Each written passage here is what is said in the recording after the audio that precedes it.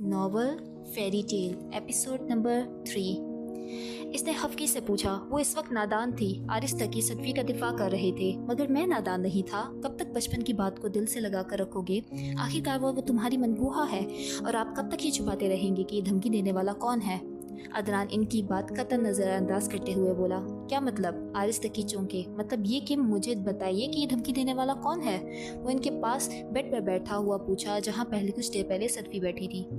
یہ تو ایک مذاق ہے عدنان۔ ہاں، اگر یہ واقعی مذاق ہو تو، مگر آپ بہتر جانتے ہیں کہ یہ مذاق نہیں ہے۔ کہتے ہوئے اس نے آرس تقی کا ہاتھ اپنے دونوں ہاتھوں میں لیا تھا۔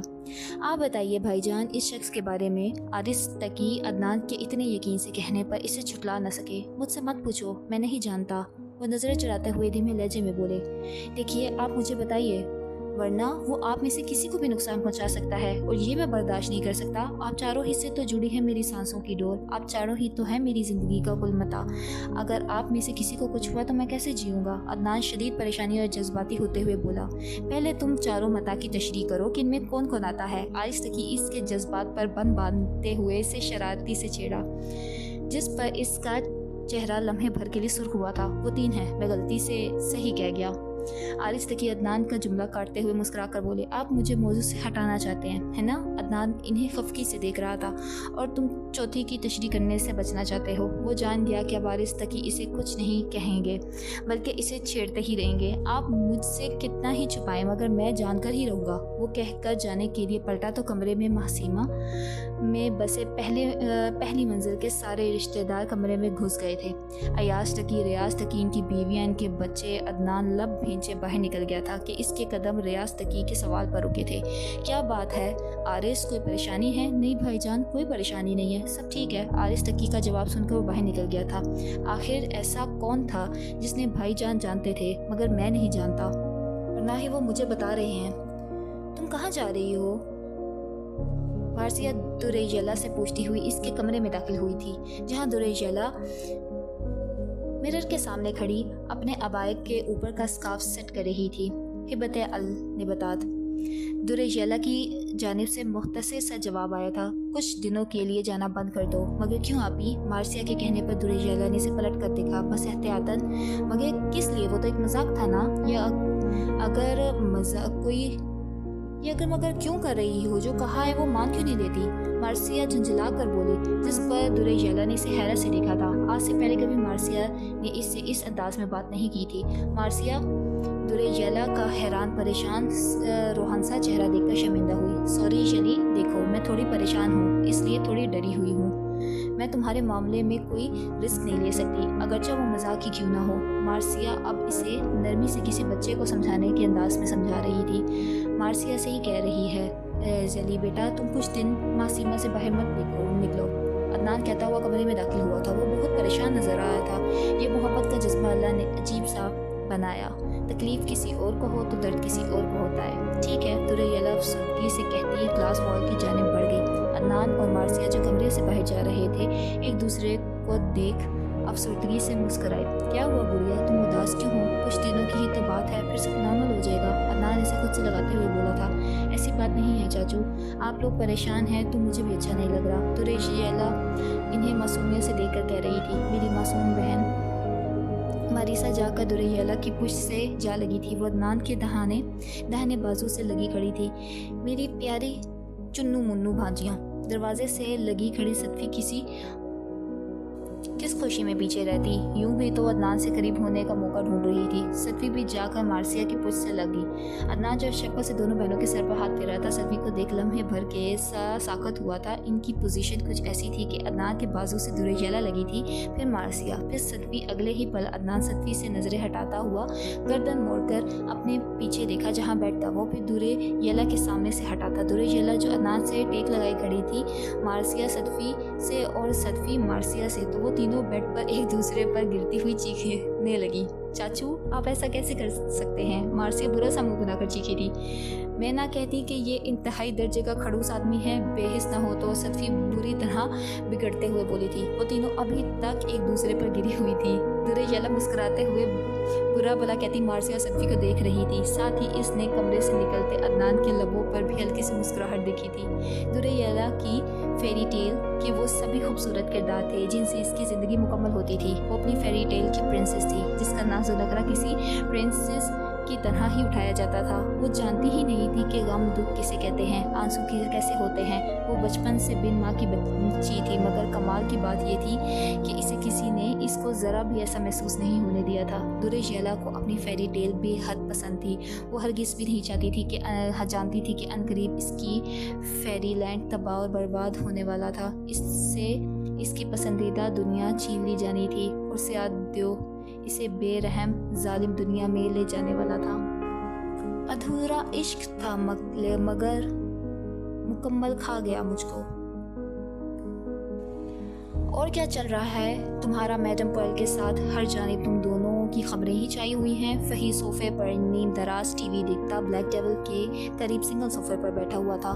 تم جانتے ہو میں کریکٹر لیس نہیں ہوں، بلیک ڈیول برا سا منہ بناتے ہوئے بولا۔ ہاں میں جانتا ہوں کہ تمہیں صرف گھمنڈی مغرور عورتوں کو اپنے پیچھے رلانے اور تڑپانے کا شوق ہے۔ فہیر چل کر بولا، ایک بات بتاؤ، کیا تم میڈم پرل کے ساتھ بھی ایسا ہی کرو گے؟ اس کے ساتھ ایسا کیوں نہ کروں؟ اس نے بھویں اچکاتے ہوئے پوچھا۔ وہ بہت خطرناک عورت ہے یار، اگر تو نے اس کے ساتھ ایسا کچھ کیا تو اس سے کچھ بعید نہیں کہ وہ تجھے اگلے ہی لمحے شوٹ کر دے۔ سائیکو کی مہارانی ہے وہ۔ فہی جھرجھری لیتے ہوئے بولا، اس لیے تو اور بھی مزہ آئے گا، جتنا زیادہ رسکی کام ہوگا اتنا ہی زیادہ مزہ آئے گا۔ تو تم مجھے میڈم پرل سے بھی سائیکو لگتے ہو؟ یہ بھی کوئی بات ہوئی خوبصورت لڑکیوں کو اپنے پیچھے رلانے والی؟ فہیر اگلے ہی پل بری طرح جل بھن گیا تھا، جس پر بلیک ڈیول کے چہرے پر ایک عجیب سی مسکراہٹ نمودار ہوئی تھی۔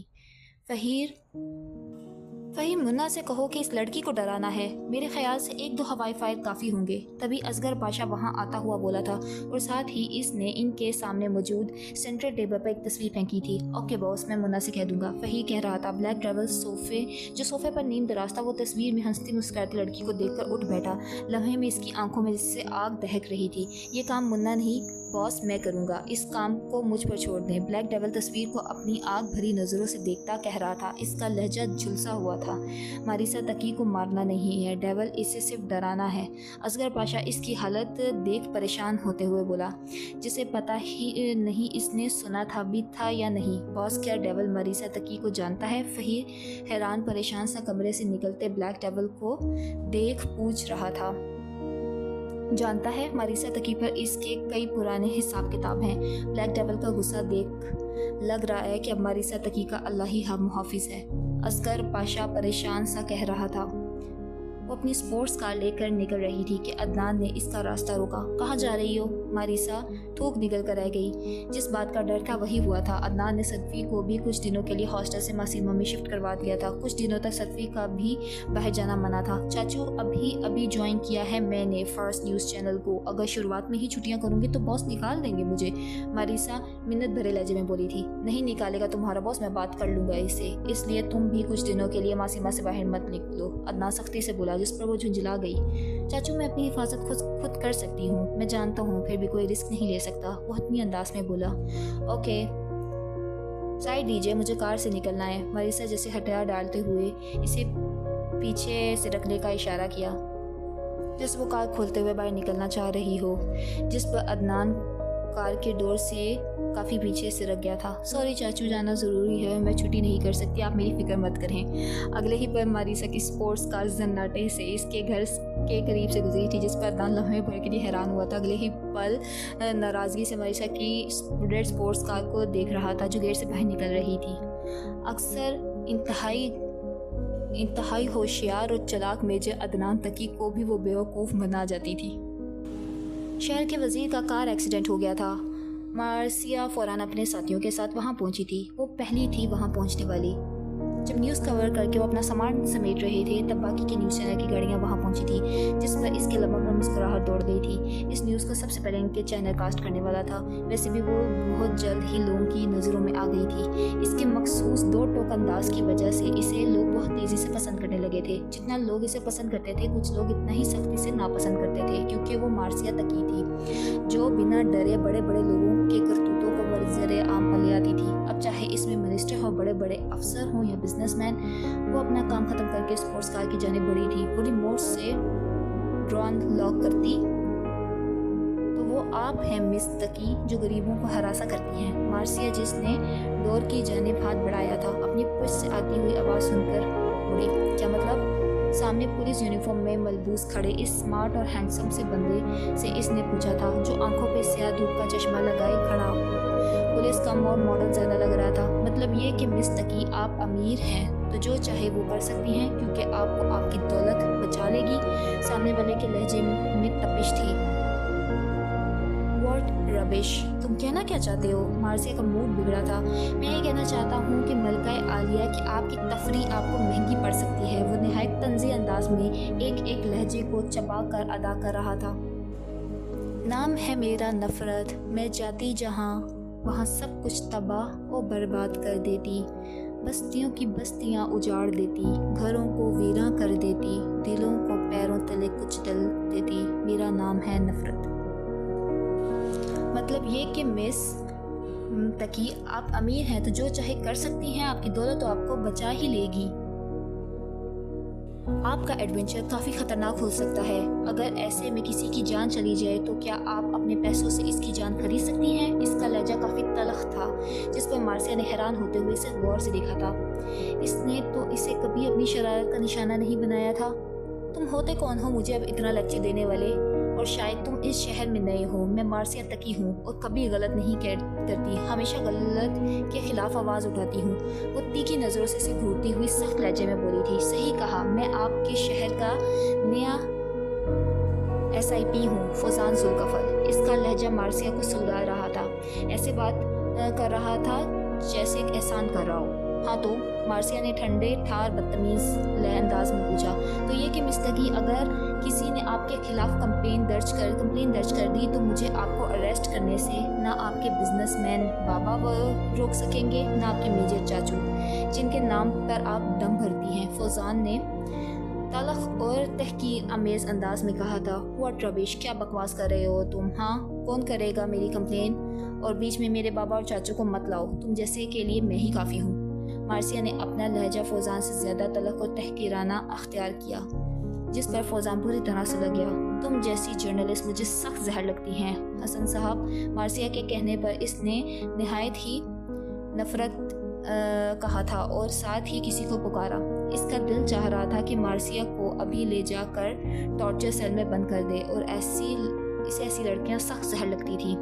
अच्छा, अगर मैं तुम्हें जहर लगती हूँ तो शायद तो तुम भी मुझे नहीं लगते। मार्सिया ने तंज अमेज मुस्कुराहट लबों पर सजाए कहा था, और साथ ही इसने हसन साहब नामी शख्स को देखा। क्या यही है वो नौकरानी और मलका हारून अल राशिद जज? जी हाँ। फौजान के पूछने पर वो हवलदार अभी भी कांपता हुआ बोला था, जैसे इसे रात के मनाजिर याद आ गए हों। क्यों अंकल, वो तो सिर्फ एक मजाक था। और क्या आप मेरी कंप्लेन करेंगे? अगर आपको याद हो तो मैंने आपको 50,000 जितनी रकम भी दी थी। मार्सिया ने पेशानी पर बल डालते हुए बोला था। जी नहीं करूँगा, हवलदार फौरन बोला था, जिस पर फौजान ने घूर कर इसे देखा था। मुझे माफ़ कर दीजिए साहब, मैडम से जो रकम मिली थी इससे मेरे बहुत सारे मसले हल हो गए थे। एक तरह से इनका एहसान है मुझ पर। हवलदार ने फौजान से नज़रें मिलाए बगैर धीमे लहजे में कहा था और वहाँ से हट गया था। और कौन करेगा मेरी कंप्लेन? मारिसा ने तमस्खराना अंदाज में कहा और अपनी गाड़ी की जानिब पलटी थी। मैं वार्न करता हूँ मारिसा तकी, तुम्हें आइंदा ऐसा कुछ हुआ तो मैं तुम्हें नहीं बचा तो कोई भी तुम्हें नहीं बचा पाएगा। जब भी मारिसा को झटका लगा था, इसने फौरन से फौजान को देखा, जिसने आगे बढ़कर जाती मारिसा की कलाई मजबूती से पकड़कर इसे जाने से रोका था और साथ एक एक लफ्ज़ निहायत नफरत से चबा कर अदा किया था। हाउ डेयर यू, तुमने मुझे छूने की जुर्रत भी कैसे की? बढ़कर कहती मारिसा ने झटके से इससे अपना हाथ छुड़ाकर फैजान की कलाई पकड़कर इसकी पुश्त की जानिब मोड़ते हुए कहा था। ये सब मारिसा ने इतनी फुर्ती से किया था कि फौजान दंग रह गया था। अब तुम्हें न्यूज़ में अपनी तस्वीर देखकर कैसा लगेगा, वो भी इस हालत में कि तुम एक लड़की से मार खा रहे हो। मारिसा फौजान की कलाई और बाजू मोड़ते इसकी पूंछ से लगाए जान जलाती लहजे में बोली। फौजान ने गर्दन मोड़कर जलती निगाहों से इसे देखा था, जो बड़े से ब्लू गॉगल और मास्क में अपना चेहरा छुपा गई थी और साथ ही अपनी शख्सियत भी। फौजान ने सर घुमाकर सामने देखा, जहां सारा मीडिया जो मिनिस्टर की न्यूज़ कवर कर रहा था इसे छोड़कर इन पर फोकस्ड हो रहे थे। शॉपिंग मॉल में एक सुनसान राहदारी में खुली विंडो के सामने खड़ा वो गन के लेंस में से मारिसा तकी को देख रहा था। वो आज फिर किसी को जलील कर रही थी। आखिर तुम्हें घमंड किस बात का है मारिसा तकी? क्या अपनी खूबसूरती का या अपनी शैतानी दिमाग का? ब्लैक डेविल अपनी लंबी सी गन के लेंस में मारिसा को देख रहा था, या फिर तुम्हारे इस दिल का जिसका कोई मालिक नहीं बन पाता? कहते साथ ही इसने लेंस में देखते मारिसा के दिल का निशाना बना लिया। अगर तुम्हारा ये नाम नेहात दिल है ना रहे तब। ब्लैक डेविल के लबों पर एक शफाफ मुस्कुराहट नमूदार हुई थी और हेडलाइन कुछ यूं हो गई, शहर का एसीपी एक लड़की से पिटता हुआ। मुझे मारिसा कहते हैं, मुझसे दूर रहना ही तुम्हारी सेहत के लिए अच्छा होगा। मारिसा इसे उंगली उठाकर वार्न करते हुए अपनी कार की जानिब पलटी थी। डोर खोलते हुए मारिसा को अजीब सा एहसास हुआ था। इसे लगा वो किसी की नज़रों की तपिश में है। इसकी छठी हिस्स अचानक ही अलार्म करने लगी। इसने झटके से सर उठाकर सामने शॉपिंग मॉल की जानिब देखा। इससे पहले कि इसे कुछ नज़र आता, फौरन फौजान ने इसे अपनी जानिब खींचा और तभी स्पोर्ट्स कार की फ्रंट विंडो की कांच का छन्नाके से टूटने की आवाज़ आई। वो तेज़ी से धड़कते दिल के साथ फौजान से लगी खड़ी थी शॉपिंग मॉल्स की जानिब। इसे फौजान के चिल्लाने की आवाज़ आई थी। धमकाने की कोशिश की थी या मारने की। सिर्फ 2 सेकंड लगे थे इसे खुद को संभालने में। अगले ही पल फौजान इसे झटके से दूर होती इसने अपने आसपास की अफरा तफरी पर नज़र दौड़ाई। वो पुलिस के नरगे में थी। न्यूज़ चैनल इस पर कैमरा फोकस किए अपनी हांके जा रहे थे। इन्हें एक साथ दो चटखारेदार न्यूज़ मिल गई थी। सच छुकर कि इसका चेहरा छुपा हुआ था। मुझे घर जाना है अपनी गाड़ी लेके, मारिसा ने सख्त उतारते हुए अंदाज में कहा था, क्योंकि वो जानती थी कि इन सब से छुटकारा अब इसे जल्दी नहीं मिलने वाला था। अपने मातहतों को दौड़ाता हुआ फौजान, जो कुछ देर पहले इसे खुद ही कत्ल करने का सोच रहा था, अब इसकी सेफ्टी की फिक्र में था। मारिसा को देख वो हैरान हुआ था। कुछ देर पहले ही इसे मारने की कोशिश की गई थी, मगर ज़रा जो इसके चेहरे पर खौफ के आसार हों, ऐसा लग रहा था जैसे वो सब कुछ एक रिहर्सल थी।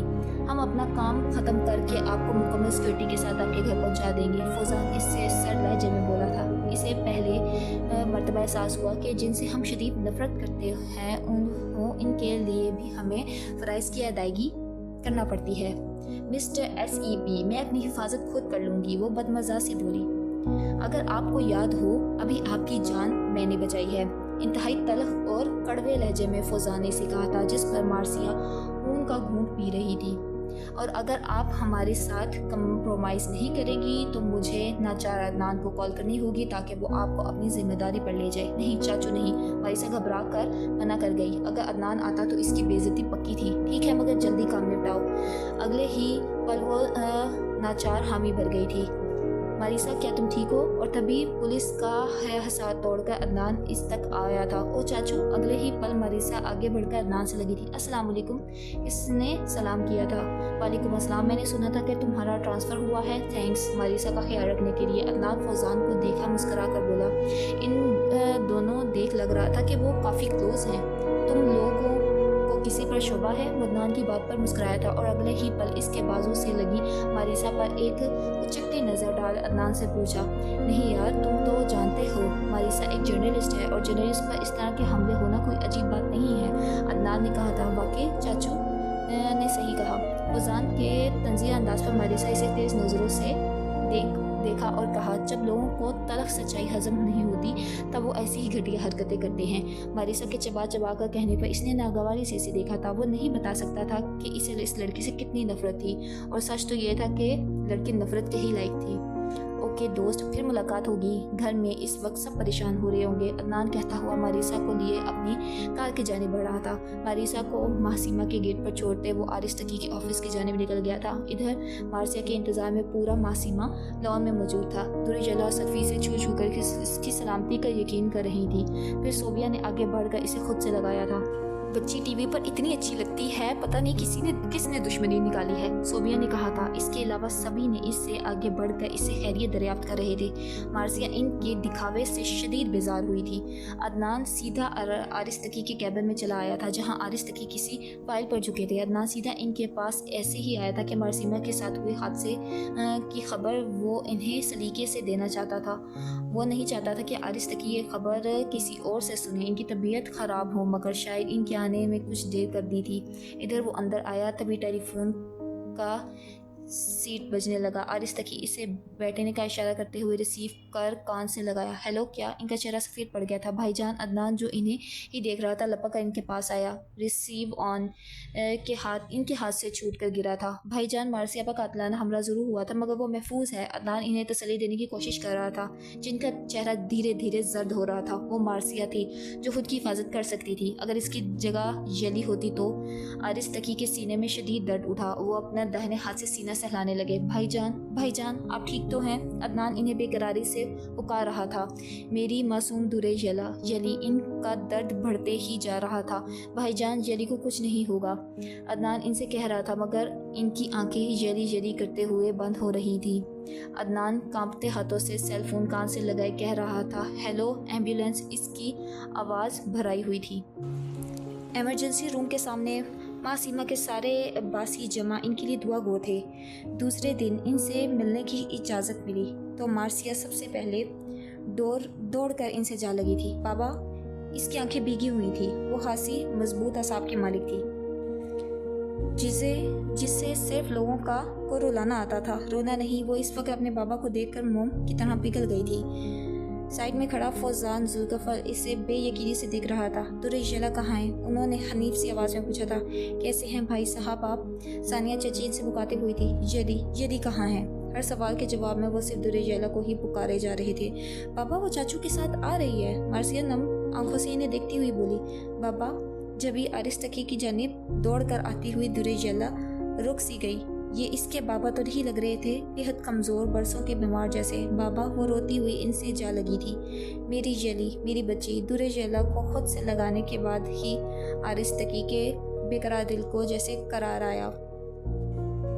अदनान इन तीनों को ज़बरदस्ती मासीमा भेज रहा था। वो कतई जाना नहीं चाहिए थी, मगर अदनान की सख्त घूरियों पर मुंह लटकाते वो तीनों जाने के लिए रजामंद हो गई थी। मिस मार्सिया तकी वो तीनों हॉस्टल के कॉरिडोर में चल रही थी जब आवाज़ पर तीनों रुकती हुई मुड़ी, जहां इनके पीछे ही अदनान और फौजान जुल्फ़र खड़े थे। ये हैंडसम हीरो कौन है? सतवी ने बेसाख्ता मार्सिया से पूछा। मेरे चाचू, अदनान तकी। मार्सिया की जानिब से फौरन जवाब आया। मैं इस खड़ूस की बात नहीं करी। सुनकर सतवी बुरा सा मुंह बनाए बोली, मिस मार्सिया तकी, क्या आपने हमलावर का चेहरा देखा था? चंद कदमों का फासला मिटाते ACP जुल्फ़र इसे सपाट अंदाज में पूछा। ये कौन सा वक्त है पूछने का? आप देख रही हैं ना, मैं सतवी दुरेयालो को छोड़ने जा रही हूँ, निहायत नागवारी से मार्सिया ने कहा। इधर सतवी को इसकी बात निहायत ही तीर भाले की तरह चुभी। वो गोया वो बच्ची थी जिसे मार्सिया छोड़ने घर जा रही हो। फिर ऊपर से इसने अदनान को मार्सिया की बात पर मुस्कुराते भी देखा, जिसे वो मज़ीद तपी। हाँ, जैसे कि हम कोई दूध पीते बच्चे हैं जिन्हें मार्सिया दादी जान की प्रोटेक्शन की ज़रूरत है। हम अकेले भी जा सकते हैं, चलो जली। तब कर कहती हुई सतवी दुरेजला का हाथ पकड़कर आगे बढ़ी थी। चलो, अच्छा है, सतवी के बहाने आपके लबों पर मुस्कुराहट तो आई।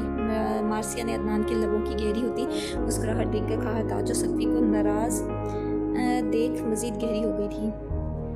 मार्सिया के कहने पर फौरन मुस्कुराहट समेटता वो मार्सिया को घूरा, जिस पर मार्सिया फौजान को कतई नज़रअंदाज करते जाने के लिए मुड़ गई थी। फौजान दूर जाती मार्सिया को तपिश भरी आंखों से देख रहा था। अमीर बाप की बेगड़ी औलाद। फौजान के ज़हन में मार्सिया को देखकर यही अल्फाज गूंजे थे। अदनान फौजान का निराश चेहरा देख मुस्कुराया। मेरी भतीजी ऐसी ही है, बेवकूफ़ बनाकर रख देती है और एहसास भी नहीं होने देती। अदनान के कहने पर वो नागवारी से सर झटका था। मैं चाहता हूँ हूँ सतवी की रुखसती हो जाए और मेरी दोनों बेटियाँ भी अपने अपने घर की हो जाएं ताकि वो महफूज रहें। आरिस तकी के कहने पर अदनान ने बेसाख्ता ही नहीं देखा। मार्सिया दुरेयला की बात तो ठीक है मगर मुझे कोई अगर मगर नहीं सुनना। आरिस तकी ने रोक टोक कहा जिस पर अदनान बुरी तरह सर पटाया। इतनी जल्दी क्या है भाईजान? तो ठीक है मेरे मरने का इंतज़ार करो भाईजान। आरिस तकी के नाराज़गी से कहने पर वो तड़प उठा। ठीक है जैसे आपकी मर्जी। इसने हथियार डाल दिए। मुझे मार्सिया के लिए तुम्हारा ये दोस्त फौजान पसंद आया। अब दुरेयला के लिए जल्द से जल्द लड़का देखकर मामला सेट करो। मैं इस जुम्मे तक इन दोनों का निकाह और सतवी की रुखसती चाहता हूँ। नकाह से आरिस तकी धीरे धीरे अपनी बात ख़त्म करके इसे देखा जिसकी आंखें हैरत और सदमे से फटी हुई थी। भाईजान इतनी जल्दी? अदनान अपना जुमला पूरा करता इनका नाराज़ चेहरा देख बात बदल गया। ठीक है जैसे आपकी मर्जी, इसने हारे हुए अंदाज में जवाब दिया था। तुम्हें कोई पसंद है? सतवी के इतने अजीब से सवाल पर अपने अपने काम में मशगूल दोनों बहनों ने सर उठाकर देखा। क्या मतलब कोई पसंद है? मार्सिया समझ नहीं पाई थी। उसने हैरान सी नजर आती दुरेयला को देख सतवी को देखा। मेरा मतलब है लाइफ पार्टनर के तौर पर तुमने पहले ही किसी का इंतखाब कर लिया हो वगैरह वगैरह। सतवी ने मुस्कुराते हुए पूछा। कैसी बात कर रही हैं आप? मार्सिया झुंझलाते हुए बोली। और जब सतवी ने इस पर आरिस तकी के ख्यालात ज़ाहिर किए तो मार्सिया पहले हैरान हुई और फिर शदीद नागवार। मुझे इस बेवकूफ़ अकड़ू ASP से शादी नहीं करनी। मार्सिया ने साफ मना कर दिया। जब भी तो पूछ रही हूँ अपनी पसंद बताओ। मेरी पसंद? सतवी के कहने पर इसने अपने जहन में दूर करीब के सभी अफराद को कंगाल लिया मगर इसमें से इसे कोई पसंद का कोई भी न मिला। दरअसल मार्सिया तकी मुश्किल पसंद थी। बड़ी मुश्किल से इसे चीज़ें पसंद आती थी और अभी तक इसने इस बारे में कुछ नहीं सोचा था तो पसंद करके कैसे रखती। मेरी कोई भी पसंद नहीं है मगर इसका मतलब ये नहीं है कि मैं इस घमंडी से शादी कर लूँ। और वैसे भी असूल के हिसाब से तो आपकी रुखसती पहले होनी चाहिए ना। क्या मैंने तुम्हें बताया नहीं? दरअसल तुम दोनों के निकाह के साथ साथ मेरी रुखसती भी होगी। सतवी ने नहायत ही शर्माते हुए कहा। ये तो बहुत अच्छा है। दुरेयला खुश होती बोली। मुझे यकीन नहीं आ रहा है सतवी आप इतना भी शर्मा सकती हैं। मार्सिया खुश होते हुए इसे छेड़ती बोल रही थी। क्या तुम दोनों ने मेरी बात तो गौर से नहीं सुनी? सतवी इन दोनों को खुश होते हुए देखकर बोली। मैंने ये कहा था कि तुम दोनों के निकाह पर। क्या हम दोनों का निकाह? मार्सिया एहतजाजन चीखी थी। दुरेयला के चेहरे पर भी एहतजाजन असरात आए थे। बाबा को क्या हो गया है? हॉस्पिटलाइज होते हुए भी बाबा जान ऐसा कैसे कर सकते हैं? और फिर येली तो बहुत छोटी है अभी। मार्सिया जल कर बोली थी और जिस तरह इसने दुरेयला को छोटी कहा था यूँ लग रहा था जैसे वो किसी 1-2 साल की बच्ची से बात कर रही हो। जिस पर दुरेयला बेसाख्ता कह उठी। मैं 20 साल की हूँ आपी। इसका मतलब हाँ तुम्हारी शादी के लिए? मार्सिया ने भवें उचकाते बेयकीनी से पूछा। नहीं मेरा मतलब ये नहीं था। हफीफ और शर्म से सुर्ख होते हुए वो हकला कर बोली। जिस पर सतवी हंसी थी और कहने लगी भाईजान को कुछ मत कहो। वो इसे अपनी आखिरी ख्वाहिश का नाम दे रहे हैं वरना तुम्हारा वो खड़ूस चाचू कभी ना मानता। इसका बस चले तो वो मेरी शक्ल भी ना देखे। सतवी का लहजा आखिर में अफसरदा हो गया था। ऐसा ना कहें आपकी रुखसती के बाद वो आपके कदमों में आ गिरेंगे। मार्सिया इसको उदास होते देखकर बोली। सच्ची? सतवी ने बेयकीनी से आंखें फाड़ते हुए उसको बोला। अगर ऐसा ना हुआ तो हम किसी जंतर मंतर करवाने वाले बाबा का तवीज़ घोलकर चाचू को पिला देंगे जो महबूब को कदमों में ला घसीटता है।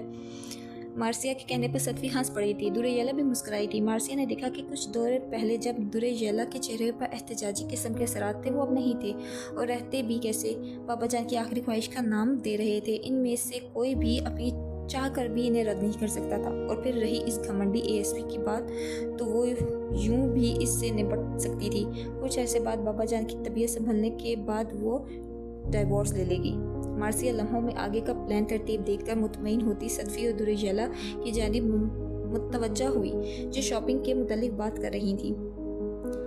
आज मैडम पर्ल का बर्थडे था। पर्ल ने एक बड़ी सी पार्टी रखी थी। पर्ल का गिफ्ट देकर वो काउंटर बार पर आ बैठा था। दिल शिद्दत से उदास हो रहा था। आजकल इसे महफिलें कुछ रास नहीं आ रही थी। वो इस उदासी को दूर करना चाहता था इसने जो इसे अंदर से काट रही थी। इसे इस मासूम चेहरे को ढूंढने पर उकसा रही थी ताकि वो चेहरा इसकी रंगीन दुनिया इसे वापस ले आए।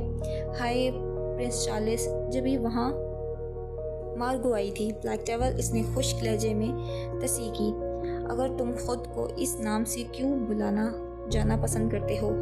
हमेशा जब भी वो इससे मिलती तो यही पूछती थी। मार्गो असगर पाशा की टीम में से एक अहम फर्द थी। اس کے اور مارگو کے درمیان دوستی جیسا رشتہ تھا۔ اس نے اور لڑکیوں کی طرح کبھی مارگو کو ٹریپ کرنے کی کوشش نہیں کی تھی، کیونکہ فہیر بھی اسے اپنی بہن مانتا تھا کہ میں برا انسان ہوں۔ ایک عجیب سا کرب پھیلا تھا یہ کہتے ہوئے اس کے چہرے پر، جو صرف لمحے بھر آ رہا تھا، اور یہی بات تمہیں برے انسانوں سے الگ کرتی ہے، کیونکہ برے انسان کبھی یہ نہیں کہتے کہ وہ برے ہیں۔ مارگو نے اسے گھورتے ہوئے کہا تھا، ڈانس کرو گے میرے ساتھ؟ کہتے ہوئے مارگو اسے آفر کر رہی تھی، جسے اس نے فوراً ایکسیپٹ کیا تھا۔ مارگو کا ہاتھ تھاما ڈانس فلور کی جانب بڑھ گیا تھا۔ اس کے ساتھ ساتھ ڈانس کرتی مارگو نے اسے حیرت سے دیکھا تھا۔ وہ اتنی آسانی سے کسی کو بھی آفر ایکسیپٹ نہیں کرتا تھا۔ کیا تمہاری طبیعت ٹھیک ہے؟ ہاں میں ٹھیک ہوں شاید، مارگو کے پوچھنے پر اس نے دھیمے لہجے میں کہا تھا، اور ان سے تھوڑی دور اصغر بادشاہ کے ساتھ کھڑی پرل نے گہرا لودھ نظروں سے انہیں دیکھا تھا۔ تمہیں آرام کرنا چاہیے بلیک ڈیول، کہتی ہوئی مارگو اسے ڈانس فلور سے اتار لائی تھی۔ کیا ہوا ڈیول، تم ٹھیک ہو؟ قریب آتی پرل نے بے قراری سے پوچھا۔ ہاں میں ٹھیک ہوں، پرل کو دیکھ کر اس نے مسکرانے کی کوشش کرتے ہوئے کہا۔ مارگو جو بلیک ڈیول کے بازو کے چیئر پر بیٹھی تھی اٹھ کھڑی ہوئی۔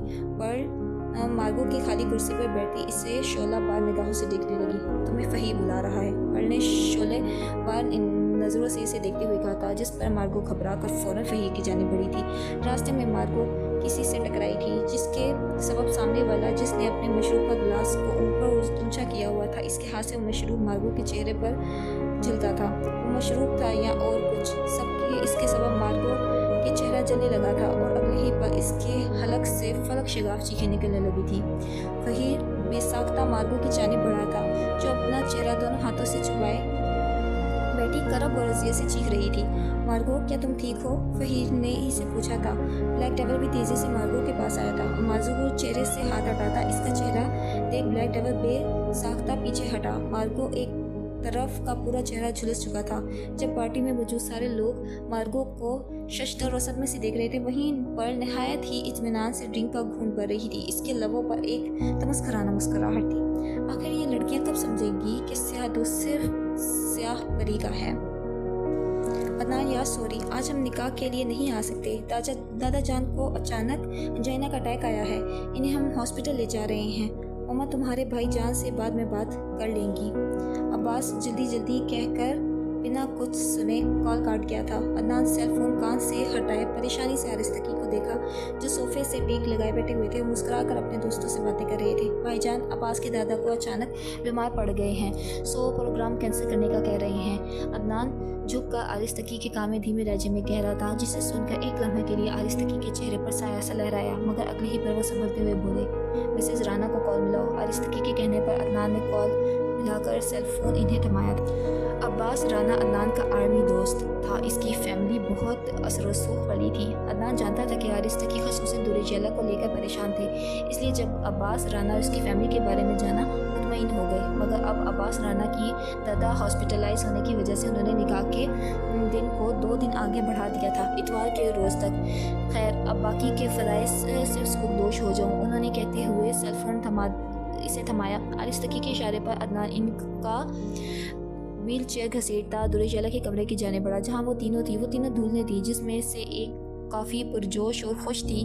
وہ اسکائی بلو کلر کے لہنگے میں دلہن بنی کافی خوبصورت لگ رہی تھی۔ دوسری طرف ایک بے نیازی دلہن تھی، پنک کلر کا گاؤن میں، وہ بھی خوبصورت لگ رہی تھی، مگر ساتھ ہی انکمفرٹیبل سے محسوس ہو رہی تھی۔ اور تیسری دلہن بھی میرون کلر کے شلوار سوٹ میں بہت خوبصورت اور ساتھ ہی کیوٹ لگ رہی تھی، جو نہایت ہی شرمیلی اور گھبرائی ہوئی تھی۔ وہ تینوں مختلف جگہوں پر بیٹھی تھی کہ آرستگی اور عدنان کو کمرے میں آتا دیکھ اٹھ کھڑی ہوئی۔ اسکائی بلو کلر کی شیروانی جو صدفی کے لہنگے سے میچ کرتی تھی، ضبطاً کی عدنان کافی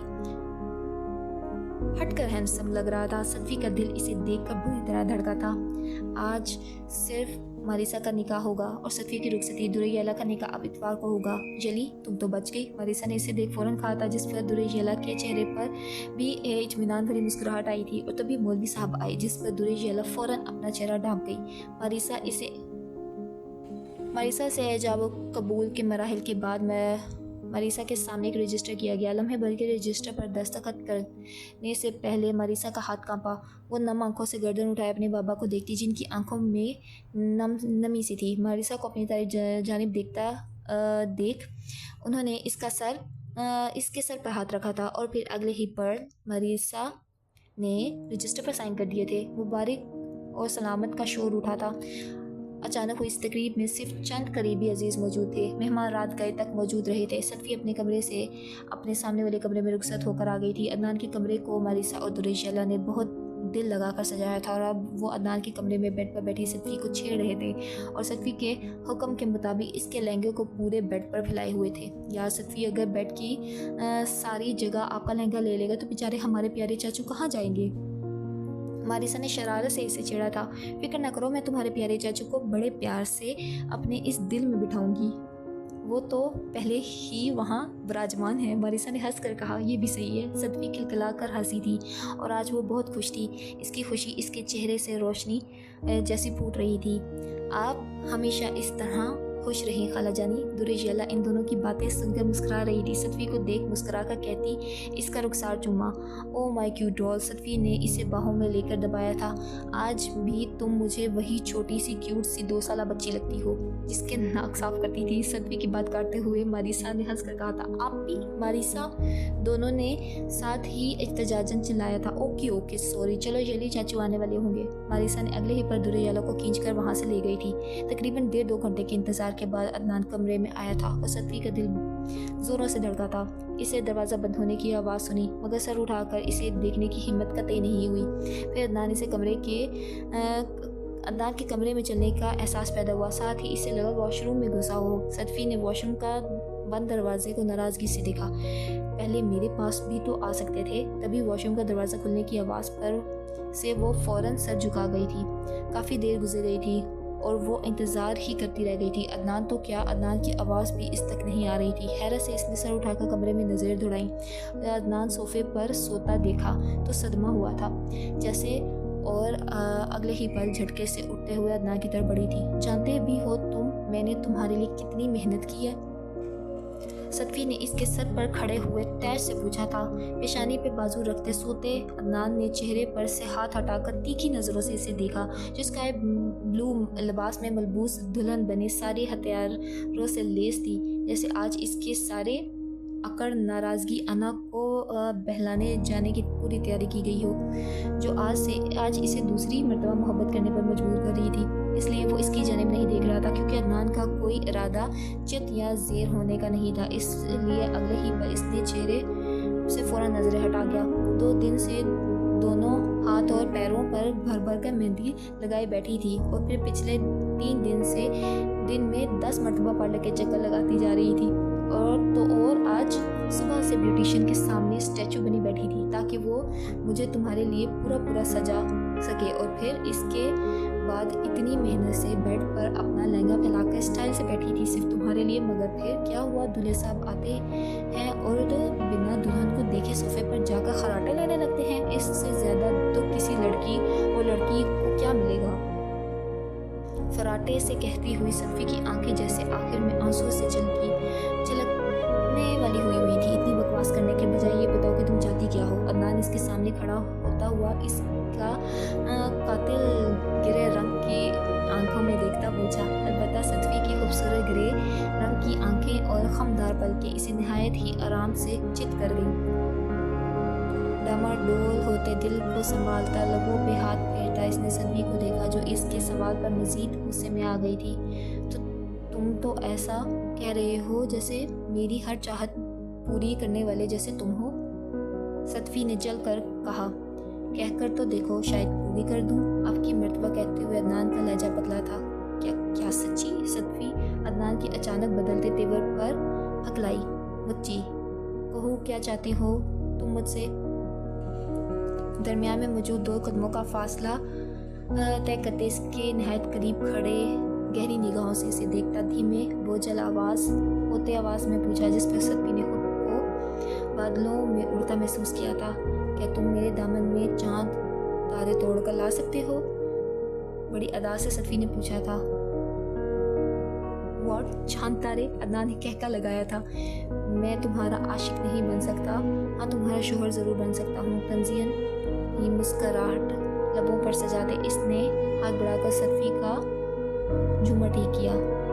इसके लम्स पर सदफ़ी कपकपाई थी। इसकी पलकें बेसाख्ता ख्याल से झुकी, जिसके सबब वो अदनान के लबों की तंज़िया मुस्कुराहट नहीं देख पाई थी। پھر عدنان کی انگلیاں صدفی کی پیشانی سے پھسلتی ہوئی رخسار سے ہوتے کان کے بڑے سے جھمکے کو اس نے چھوا تھا۔ صدفی نے پیشانی سے رخسار تک کی لکیر میں آگ دہکتا محسوس کیا تھا۔